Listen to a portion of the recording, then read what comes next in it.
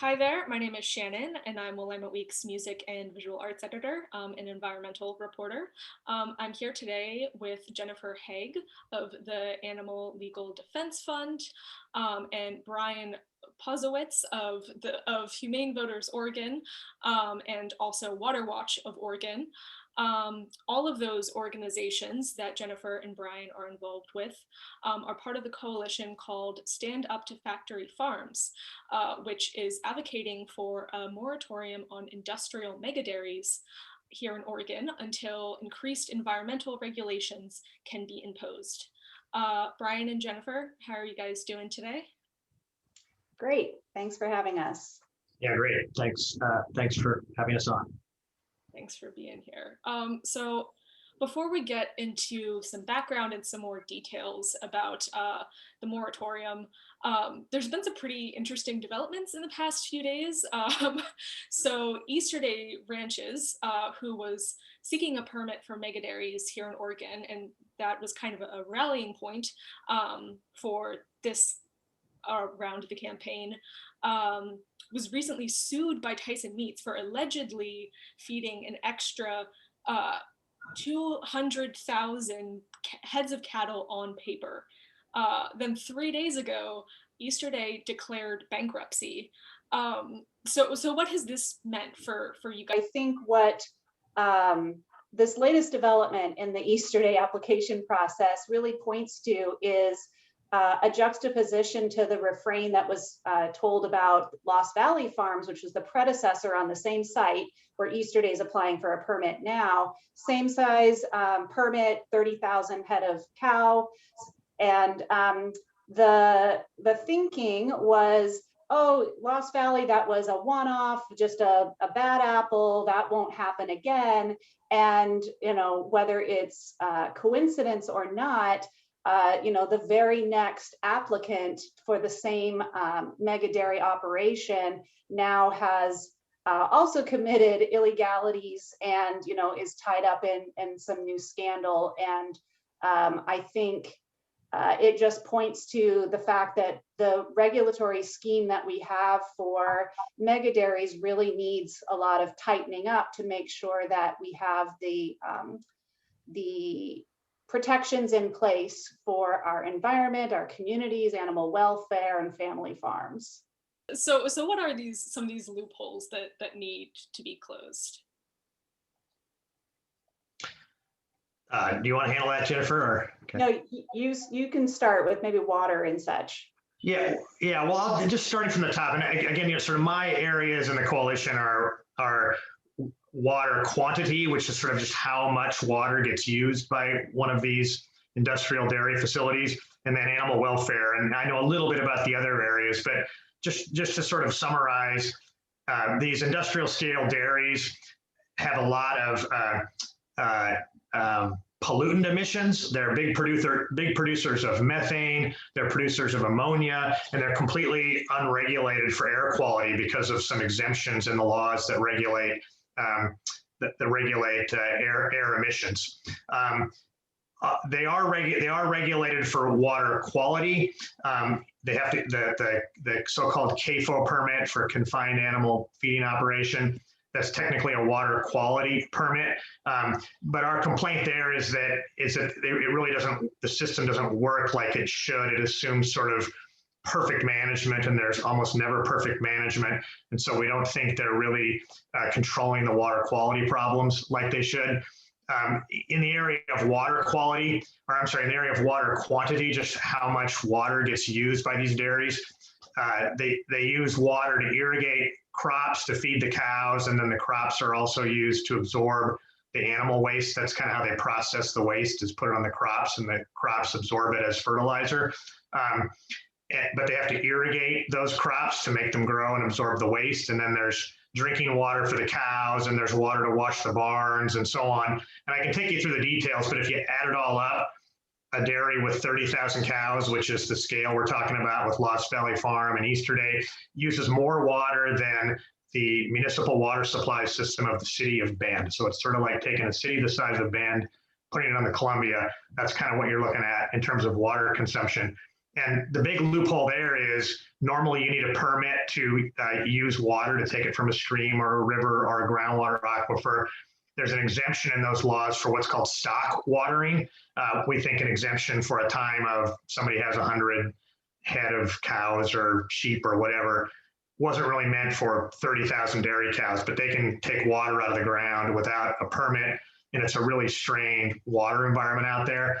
So those are just some of the loopholes. And maybe Jennifer wants to comment on the animal welfare angle, which I didn't cover.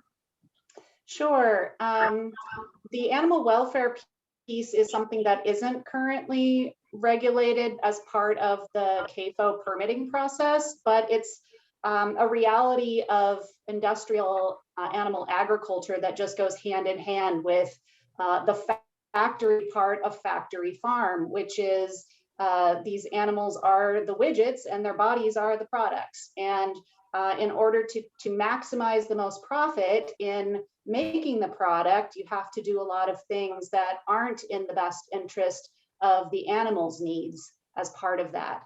So we're talking about intensive confinement to squish 30,000 cows into to one space. You end up with a lot of waste generated in a confined area.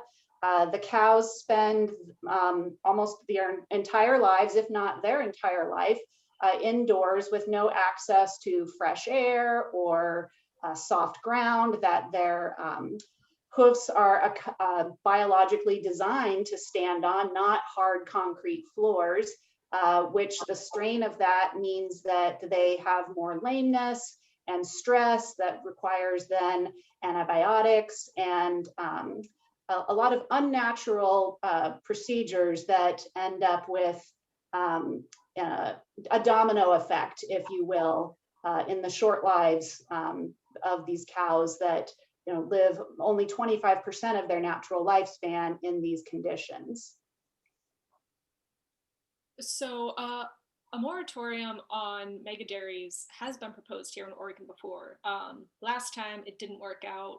What's different this time? Go ahead, Brian. Yeah, it's it's an uphill climb, I think, to propose a complete moratorium on dairies above a certain size. We think it's totally appropriate and the right solution for Oregon right now, but I think some see it, as a bit radical. So yeah, we have our work cut out for us. In terms of what's different this year, we just hope that as time goes on, we continue to build momentum. We hope there's more awareness of the problems as have been demonstrated pretty well, we think, at Lost Valley Farm. And we just think it's one of those issues that gains traction over time, just from more education, more dialogue, more media, more public attention on the issue. I would say, to add to that, the other timeliness of this issue in the 2021 session with the Easter Day permit hanging in the balance is it's a chance to get ahead of the problem. And, we've had this second red flag waved, if you will, that there may be danger ahead. And I think taking a step back and pausing any new and expanded permits would allow us that time to sort out these complicated issues that need more study and need more attention put to them, instead of, charging full steam ahead and just hoping for the best. Right. So like you mentioned earlier, Lost Valley Farm was cited for something like over 200 regulations. They racked up like hundreds of thousands of dollars of fine and were basically fined into bankruptcy. But those regulations didn't prevent the damage that already happened. So how are more and new regulations going to stop this kind of stuff if those existing regulations didn't stop what happened at Lost Valley? You want me to go, Jennifer, or do you want to go? Yeah, no, I like our 1-2 approach here. Well, I mean, if we had a moratorium on dairies above 2,500 cows, that would stop another Lost Valley. We just wouldn't be taking those same kinds of risks. and it's just a question, really. We're saying, hey, maybe we just don't want these facilities at all. Maybe it's not a question of just, how do we tighten the regulatory scheme? Maybe it's a question of we just don't want these big industrial dairies because they can't be done in a way that is in the public interest. And what we're saying now is, hey, we just need to take a time out. We need to say no more of these. Oregon seems to be getting a lot of pressure to cite these things here. And the reason for that has a lot to do, frankly, with the Tillamook Creamery Association and Tillamook dairy products that these massive dairies that Oregon's getting are feeding into their supply line. And they have a processing plant out in Boardman, and that's why 3 Mile Canyon Farms is there. That's why Lost Valley Farms went in there. But we're saying, hey, we're getting a lot of pressure. Let's take a time out. Let's look at all these impacts that really aren't being adequately addressed in the current regulatory scheme, and see if we can make them tolerable, or make them something that is consistent with the public interest. But one possibility is maybe we can't. Maybe we just don't want to have these kind of giant industrial dairies.